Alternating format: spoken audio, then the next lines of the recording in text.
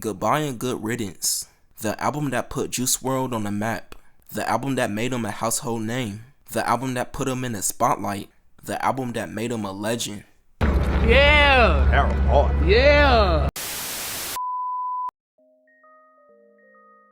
Goodbye and Good Riddance is arguably Juice WRLD's most iconic album, and it's for very good reason. It came out at a time when emo rap was very popular in hip hop, and many artists tried to capitalize off the sound and aesthetic from it. Whether it was them singing about being alone in their songs, going through depression and painting their nails, or just simply getting face tattoos and dyeing their hair, many tried, but only a few succeeded, such as artists like Lil Peep, Lil Uzi, XXXTentacion, Trippie Redd, and Lil Tracy.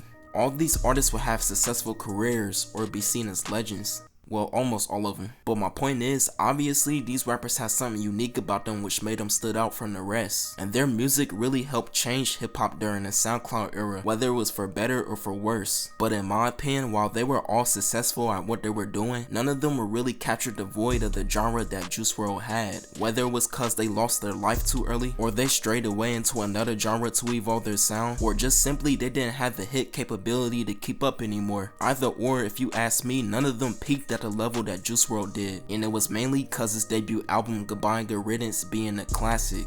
Today in 2023, looking back in hindsight, it was easy to see how successful that Juice WRLD was going to be. He had the unique, hypnotizing vocal ability that meshed well with his hypnotizing melodies to carry a track. His freestyle delivery compared to no other, and with the work ethic that he had, it was easy to see why Juice WRLD was revered the way he was. But in Juice WRLD's early life, it didn't always seem that way. Growing up in his childhood, he was raised in a very strict household where he wasn't even allowed to listen to rap or hip hop music at all, but instead he would spend his early years listening to rock and pop artists such as guys like Billy Idol, Blink-182, Fall Out Boys, and Panic! At Disco, and those influences would really play a part in his music that you hear today. As he got older, he would come around and start listening to hip hop, and by his sophomore year he would start recording raps on his smartphone, then posting it to SoundCloud, and this is when Juice WRLD started taking rap more serious. But also around this time too that Juice WRLD would start dabbling in the drugs, which all started when he was a little kid and diagnosed with ADHD, whereby a doctor would describe him some pills and this would change his whole mood. It would have a calming effect to him, almost too calm, to a point that he would become addicted to it, and with him being influenced by other rappers like Future, he would start to dabble in lean too. He was even smoking cigarettes in high school but would quit in his senior year. Juice WRLD would drop his first song on SoundCloud in 2015 on a track called Forever, while at the time going under the name as Juice the Kid, which he got the inspiration of the name from Tupac Shakur, who starred in the movie Juice and popularized the half-parted fade, the same cut that Juice WRLD would get himself.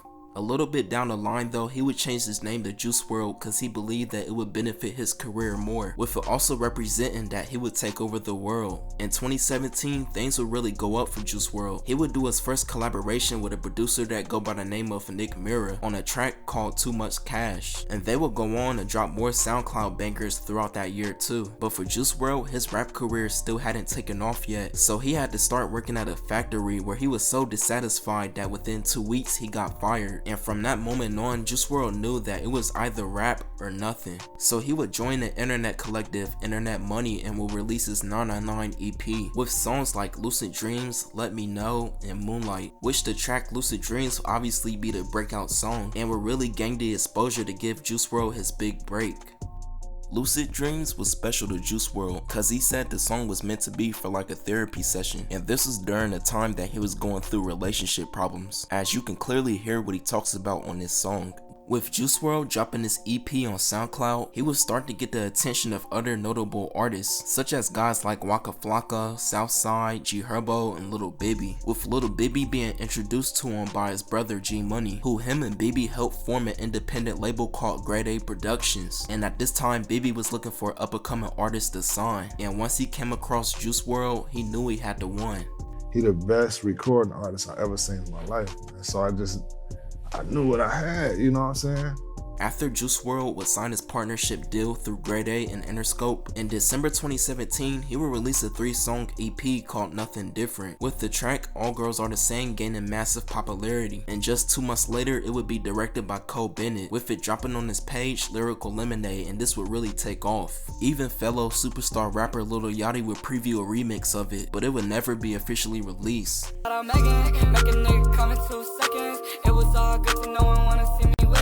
All Girls Are the Same was another song produced by Nick Mira, where in the track he talks about every girl he's dealt with all had the same result, which was breaking his heart and being no better than the last one. So to cope with it, he would drink his pain away to drown his sorrow, leading to an unhealthy cycle of events with him fighting his demons, while the song will go on to peak at number 41 on the Billboard Hot 100s. Following the success of All Girls Are the Same, on May 4th, 2018, Lucid Dreams will officially be released as a single and will occupy a Cole Bennett directed music video, and this will quickly become Juice WRLD's most successful song, becoming a massive hit and being one of the most popular songs to drop this year.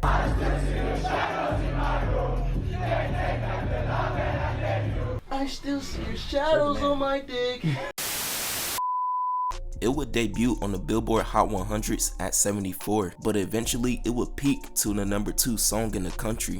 But the song wouldn't be a success without any controversies. In November 2018, Nick Mira will reveal that Sting owned 85% of the song, due to it being an interpolation of the 1993 Shape of My Heart song. And when the track was originally released, they didn't give Sting or his team a heads up about clearing the sample. In October 2019, Juice WRLD would be sued again, but this time for $15 million, and this would be by a band that go by the name of Yellow Card, who claims that on Lucid Dreams, Juice WRLD copied their melody on Hollywood Died, but would later drop the lawsuit due to Juice WRLD passing away. And the third single for that album would be Lean With Me, that would come out on May 22nd, debuting at number 68 on the Billboard Hot 100s. On May 23rd, just a day later, Juice WRLD would drop his full-length album Goodbye and Good Riddance, with it getting critically praised by his fans and critics, while the album would go on to sell 39,000 copies in its first week, debuting at number 15 on the Billboard 200s, and in the second week it would sell 45,000 copies, jumping up to number 8 on the charts, and in its third week it would sell 42,000 copies, and only within 6 months with the release of the project it would be certified platinum.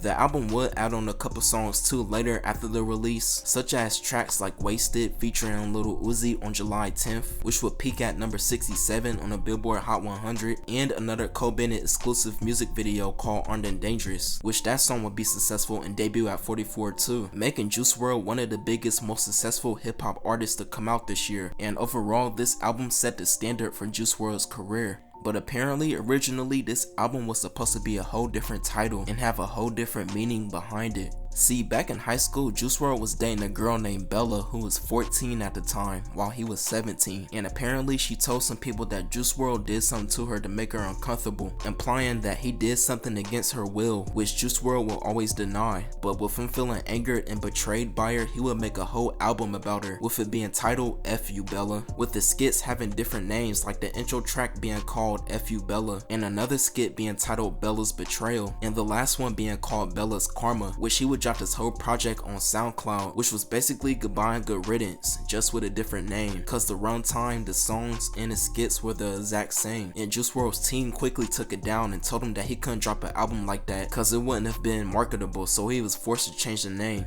Now, a lot of people that look at that situation look at Juice WRLD kinda weird cause he was a senior, 17 turning 18, messing with a 14-year-old freshman, but regardless, nobody would never want to be falsely accused of something that they didn't do, and it was apparent that Juice WRLD had a hatred for her, and she's the person that Juice WRLD is more than likely talking about in those songs. Now, when Juice was asked the meaning of the album, he would go on and say, "I'm just trying to make music to help people through their situations and tell them about some of my own. It's all genuine, so I think that's what adds to it." Back in high school, even before that, I was good at freestyling. Then I started rapping and I recorded a few records that didn't have any substance. I thought, why not put my heart into what I'm making?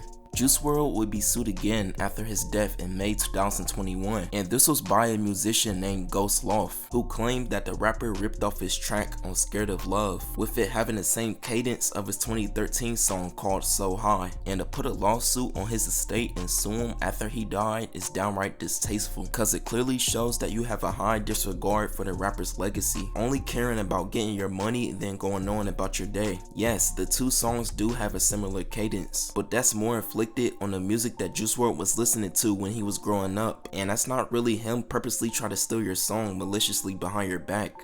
In this same month of May, Juice WRLD's team would drop an anniversary album for this project, which would add on new songs like 734 and Lucid Dreams remix with Lil Uzi. Goodbye and Good Riddance, if you ask me, is the peak of Juice WRLD. A lot of his most memorable songs is on here. It's his most cohesive album themed around heartbreak and love, and no matter what vibe or mood you're in, he has a song for it. I'm about to tell you some crazy stats just to see how impactful this album was, and it'll go to show you why Goodbye and Good Riddance was revered the way it was. Every song on here has over 100 million plays on Spotify. The album has a total of 7.5 billion streams in totality, and still on a daily gets 3.5 million plays. It is the 19th most streamed album of all time. Lucid Dreams is the second most streamed hip hop song ever. Every song on here is certified either platinum or gold, which became the third album to do so behind Astroworld and Kendrick Lamar's Damn. Lucid Dreams is certified diamond. All Girls Are the Same is 5 times platinum. Black and White is triple platinum. Wasted is double platinum. Lean With Me is triple platinum. And as of October 2021, Goodbye and Good Riddance is certified triple platinum. So the hits on this album speaks for itself. And I really want to give credit to Nick Mira, cause he really helped produce all these bangers. And he really helped mold it and make Juice WRLD the artist that he is. Without him, we don't have a Lucid Dreams,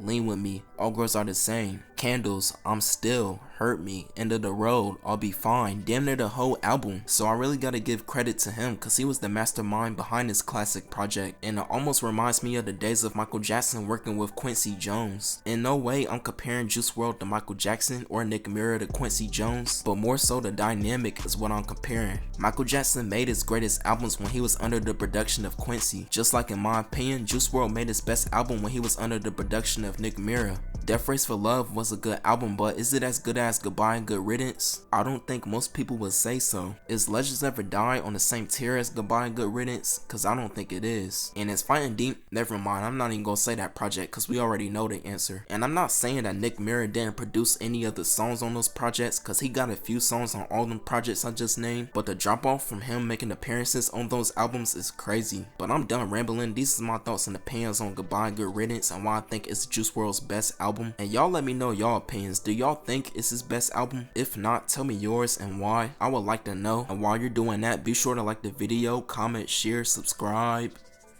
Have a nice day.